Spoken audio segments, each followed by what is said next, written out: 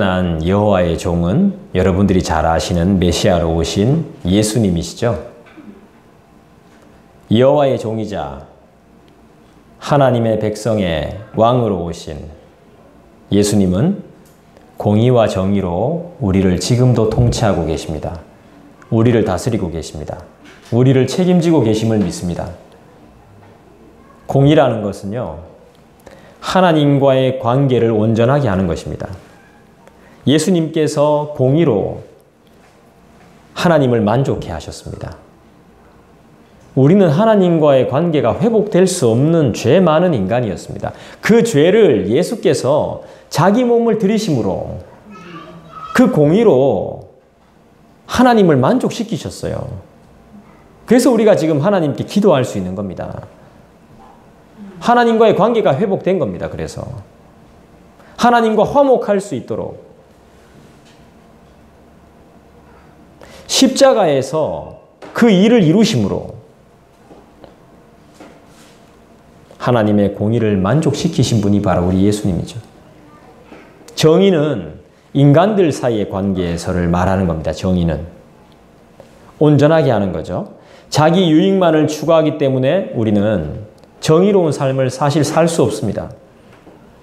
우리는 굉장히 편협하고요, 이기심이 많기 때문에 자기 자신의 먼저 유익을 구하게 돼요. 그래서 우린 정의를 이룰 수 있는 사람들이 아니에요.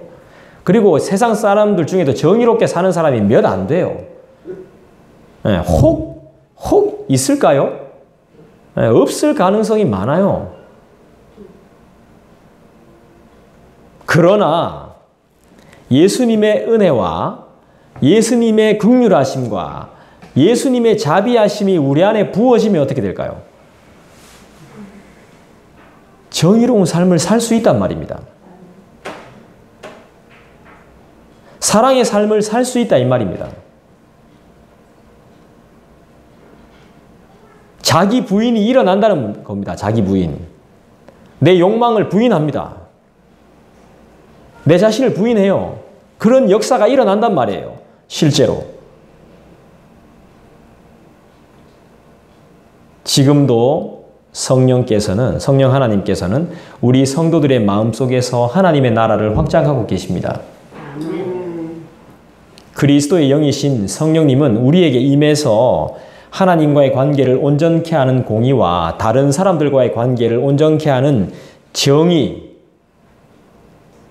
통치를 확장하고 계시죠. 우리가 못하지만 성령은 하나님이시니까 그분이 하고 계신 작업입니다. 그래서 하나님의 백성은 점점 예수님의 은혜와 사랑을 더 깊이 의지해야 되는 거거든요. 더 의지해야 됩니다.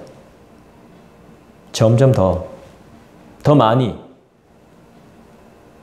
다른 사람을 사랑하고 다른 사람을 섬기려면, 다른 사람의 생명을 구하려면 어떻게 해야 됩니까? 하나님의 은혜와 사랑을 내가 알아야 되잖아요. 그 사랑과 은혜를 전해줘야 되잖아요. 내 욕망을 부인해야 되잖아요. 내 자신을 부인해야 돼요. 나의 이기적인 모습을 부인해야 됩니다. 어떤 가정에 이런 가정이 있다고 합니다. 이거 들은 이야기인데 이런 가정이 있어요. 이런 가정이 실제로 있는지는 모르겠지만 이런 가정이 있답니다. 그 집은 싸움을 안 한답니다. 다 죄인들만 있답니다. 그 집에는.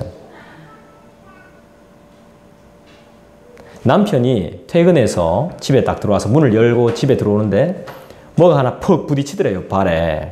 딱 보니까 물컵이 그 마루에 있었던, 거실에 있었던 거예요. 그 지나가는 길에. 그걸 발로 차버렸어요. 물이 다 쏟아져 버렸어요. 그러니까 아이고 이거 물컵이 있는지 몰랐네 하면서. 근데 그때 아내가 막 뛰어나와서 미안해요. 내가 그 컵을 거기다 안 놔뒀어. 내가 그 진작 발견했으면, 놔둔 게 아니겠죠. 발견했으면 내가 치웠으면 당신이 발로 찰 일이 없었을 텐데. 내가 죽일 죄인이에요. 근데 갑자기 옆방에서 어머니가 나오셔가지고 얘들아 미안하다. 내가 그걸 미리 못 봐가지고, 내가 그걸 못 치워가지고 너네들이 또 이렇게 미안하다고 사과해야 되고 발로 차버렸구나. 서로 잘못했다는 거예요. 죄인들만 사는 거예요, 그 집은.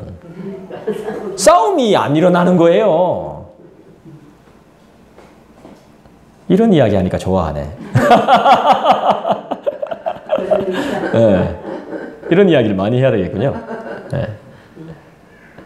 서로 죄인이니까 서로 싸울 일이 없죠. 자기 자신을 부인하는 거죠. 네.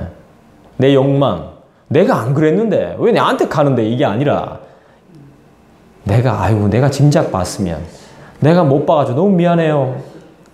내가 못 치워서 미안해요. 내가 해야 되는데 내가 못 때리러 가서 미안해요.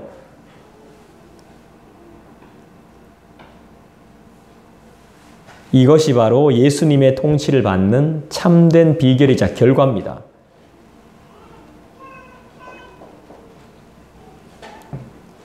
이렇게 살면 하나님의 응답이 있습니다.